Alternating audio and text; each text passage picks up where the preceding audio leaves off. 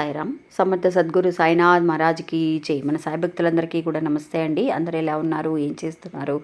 ఈరోజు వీడియోలోకి వెళ్లే ముందు బాబాగారి ఆశీస్సులు మీ అందరికీ దొరకాలని మనస్ఫూర్తిగా కోరుకుంటున్నాను. ఇంకా ఈరోజు వీడియోలో బాబా ఏమంటున్నారు అనంటే, బిడ్డ, మరొక 48 గంటల్లో నీ జీవితాన్నే మార్చగలిగే ఒక శక్తివంతమైన, అంటే నీకు సంబంధించిన ఒక సమస్యని తీర్చగలిగే ఒక ముఖ్యమైన ఒక ఫోన్ కాల్ అనేది నీకు రాబోతుంది తల్లి. ఇప్పుడే నేను చూపిస్తున్న నా అరచేతిని ఒకసారి తాకు.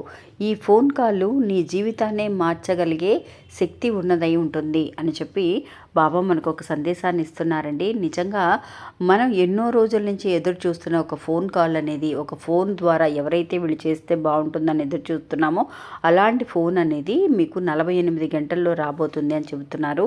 అంటే బాబా ఏం చెప్పబోతున్నారు అనేది ఈరోజు వీడియోలో తెలుసుకుందాం. ఇంకా వీడియోలోకి వెళ్ళడానికి ముందుగా మన ఛానల్ని ఎవరైతే కనుక కొత్తగా చూస్తున్నారో వాళ్ళు ప్లీజ్ సబ్స్క్రైబ్ చేసుకోండి ఫ్రెండ్స్. మీకు వీడియో నచ్చితే కనుక ఒక చిన్న లైక్ చేసి మీ ఫ్రెండ్స్కి కూడా షేర్ చేయండి. మీరు ఇంతవరకు కూడా ఎంతోమంది దగ్గర జ్యోతిష్యం చెప్పించుకొని అలసిపోయి ఉంటారు. కానీ నేను ఒక గురువు గారి గురించి తెలియజేస్తానండి. ఈ గురువు గారండి ఆదికొండ దేవత పూజారి సుబ్రహ్మణ్యరాజు గారు. ఈయన ఫోన్ నెంబర్ 9347293375. మాకు జీవితంలో ఎన్నో మార్పులను తీసుకొచ్చారండి ఈయన. అందువల్లే మీ అందరికీ కూడా తెలియజేస్తున్నాను. ఈ గురువు గారు చెప్పింది చెప్పినట్టుగా జరుగుతుందండి. అది కూడా కొన్ని రోజులలోనే. అంటే భార్యాభర్తల మధ్య గొడవలు, విదేశీ ప్రయాణం ఆలస్యం అవడం, ప్రేమ, పెళ్లి, సంతానం లేకపోవడం, కోర్టు సమస్యలు, గృహము మరియు కుటుంబ సమస్యలు, ధనం అనేది చేతిలో నిలబడకపోవడం, నమ్మిన వ్యక్తి మోసం చేయటం, స్త్రీలకు పురుషులకు సంబంధించిన గుప్త సమస్యలు ఎటువంటివైనా సరే కొద్ది రోజులలోనే పరిష్కరిస్తున్నారండి. అది కూడా ఒక ఫోన్ కాల్ ద్వారా. మీరు ఒకసారి ఆయనకి కాల్ చేసి చూడండి. ఇంకా వీడియోలోకి వెళ్దామండి. నిజంగా అండి, బాబా పెట్టే పరీక్షలన్నీ కూడా మనల్ని కొంతవరకు కూడా ఒక శక్తివంతంగా, మన ఎంతో ఒక నమ్మకంతో ఉన్నా కూడా చివరికి అయ్యో బాబా మనకేంటి ఇలా జరుగుతుంది బాబా, నాకు మళ్ళీ అసలు ఒక మంచి ఒక శుభవార్త అనేది నేను వినలేనా, నా జీవితం ఇలాగే ముగిసిపోవాల్సిందేనా అన్న ఒక నిరాశకి మనం ఎప్పుడైతే కనుక వెళుతున్నామో అప్పుడు ఏంటో తెలుసా అండి అర్థం. నిజంగా మన సమస్య తీరడానికి చాలా దగ్గరలో మనం ఉన్నాం. ఎప్పుడైతే ఒక నిరాశ అనేది మనలో కలుగుతుందో, ఎప్పుడైతే కనుక మన అన్ని కష్టాలని భరించి, అన్ని అవమానాలని భరించి ఇంకా జీవితం మనకు అవసరం లేదు అని అనుకుంటున్నామో అక్కడే ఒక ముగింపు అనేది ఉంటుందండి. దేనికి? మన కర్మఫలాలకి ఒక ముగింపు ఎప్పుడైతే వస్తుందో అప్పుడే మన జీవితం అనేది అలా ఆలోచించడానికి అవకాశం అనేది ఉంటుందండి. అలా ఆలోచిస్తూ ఉన్న ఒక భక్తురాలికి బాబా చూపించిన ఒక అద్భుతం అండి ఫోన్ ద్వారా. అంటే ఈ కథలో అండి ఈ భక్తురాలు నిజంగా ఎన్నో రోజుల నుంచి తనకు ఒక ముఖ్యమైన ఒక ఫోన్ కాల్ రావాలండి. ఆ ఫోన్ అనేది తనకి చాలా ఇంపార్టెంట్ అండి. అలాంటి ఒక ఫోన్ కోసం ఎదురు చూస్తుందనమాట. ఎందుకోసం ఆ ఫోన్ రావడం అంటే దేనికోసం తను ఎదురు చూస్తుంది అనేది తెలుసుకుందామండి. ఈ భక్తురాలండి నిజంగా రోజు కూడా ఒక జాబ్కి వెళుతూ ఉంది. తన డిగ్రీ కంప్లీట్ చేసేసింది, ఒక జాబ్కి వెళుతుందండి. ఆ జాబ్కి వెళుతున్నప్పుడు వచ్చేటప్పుడు బస్సులో తన మొబైల్ అనేది మిస్ అయిపోయిందండి. అది చాలా వరకు కూడా ఫోన్ పెద్ద కాస్ట్లీ కాకపోయినా అందులో తనకి ముఖ్యమైన ఒక డేటా అనేది తనకు ఉందండి. చాలా వరకు కూడా పాస్వర్డ్స్ అని తనకి చాలా తను వర్క్ చేసే అఫీషియల్గా కొన్ని పాస్వర్డ్స్ అని కానీ ఫైల్స్ కానీ చాలా వరకు కూడా అందులో ఉన్నాయన్నమాట ఆ ఫోన్లో. ఆ ఫోన్ కనుక మిస్ అయిపోతే ఎవరైనా సరే మిస్యూజ్ చేసుకుంటారేమో, చేస్తే కనుక తనకి మన ఆఫీసులో తను రెస్పాన్సిబిలిటీ అవ్వాలి, చాలా వరకు కూడా ఉద్యోగం పోవడానికి అవకాశం అయిపోతుంది అని చెప్పేసి భయపడుతూ ఉందండి. ఫోన్ ఇంటికి వచ్చి ఎతుకుతుందనమాట. ఆ బ్యాగ్లో ఫోన్ అనేది కనిపించలేదు. సరే ఇంకేం చేయాలో అర్థం కాలేదు. వెంటనే తెల్లవారుజామునే వెళ్ళిపోయి ఇంకా పోలీసులకు కంప్లైంట్ ఇవ్వడం అనేది జరిగింది. ఏ ఫోన్ అది, తన ఫోన్ పోయింది ఇలాగా అని చెప్పేసి. వాళ్ళు కూడా అమ్మ పెద్దగా ఒక పెద్ద కాస్ట్లీ అయిన ఫోన్ ఏం కాదు కదా, పోయింది మళ్ళీ దొరకడం అనేది కష్టం, అది మీరు మళ్ళీ కొనుక్కోవడమే బెస్ట్, అది మీరు ఇలాగ మన స్టేషన్ చుట్టూ తిరగడం కంటే అని చెప్పేసి అక్కడ పోలీసులు చెబుతారండి. చెప్పినప్పుడు సాయశక్తిలా మేము ప్రయత్నిస్తాము, కానీ లేట్ అవుతుందా లేదా అనేది, మనం తొందరగా దొరుకుతుందా లేదా అని మనం చెప్పలేము అని.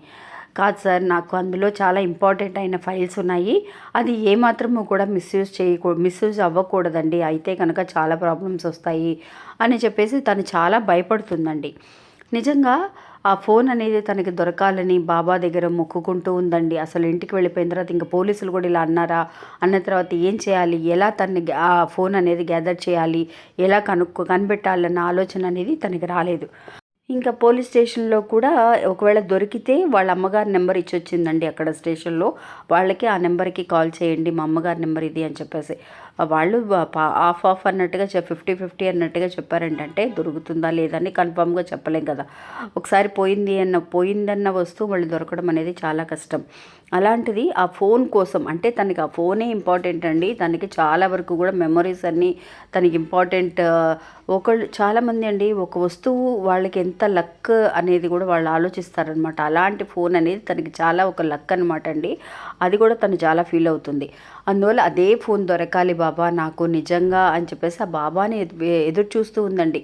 తనకి చాలా రోజులైపోయింది, అంటే దగ్గర దగ్గర కూడా ఒక నెల రోజులు అయిపోయిందండి ఫోన్ మిస్ అయిపోయి. ఆ తర్వాత సడన్గా అండి తనకి ఒక ఫోన్ కాల్ రావడం అనేది జరిగింది. వాళ్ళ అమ్మగారి నెంబర్కి ఫోన్ కాల్ రావడం అనేది జరిగింది. ఎవరి దగ్గర నుంచి, ఎవరైతే కనుక ఫోన్ దొరికిందో, ఎవరికైతే ఫోన్ దొరికిందో వాళ్ళు నెంబర్కి పోలీస్ స్టేషన్కి రావడం, అక్కడ వచ్చేసి ఆ నెంబరు, అంటే దాంట్లో ఫైల్స్ ఉన్నాయి అన్న విషయాన్ని వాళ్ళు తెలుసుకున్నారనమాట. ఎవరు కూడా మిస్యూజ్ చేయలేదు, ఏమీ ప్రాబ్లం అవ్వలేదండి.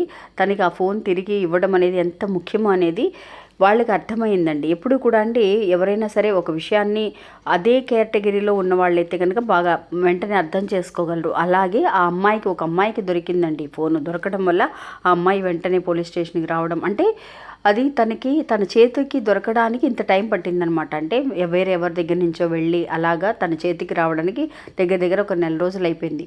ఇంకా ఆ తర్వాత స్టేషన్కి వెళ్ళి వాళ్ళ అమ్మగారి నెంబర్ తీసుకొని, నెంబర్ ఇచ్చారు కదా, ఆ నెంబర్కి ఫోన్ చేసి, అమ్మ మీ ఫోను దొరికింది, ఒక పర్సన్ వచ్చి తీసుకొచ్చి ఇచ్చారు, మీరు రండి ఆ స్టేషన్కి అని. అసలు ఆ ఫోన్ మళ్ళీ 1 మంత్ తర్వాత దొరికేసరికి ఆఫీస్లో కూడా తనకి జాబ్ అనేది కూడా వెయిటింగ్ లిస్ట్లో పెట్టేశారు. జాబ్ కంటిన్యూ అవ్వాలా అక్కర్లేదా అన్న విషయానికి టైం అనేది ఇచ్చారు. ఆ టైం కంప్లీట్ అయ్యేలోపే ఆ ఫోన్ అనేది దొరకడం అనేది జరిగిందండి.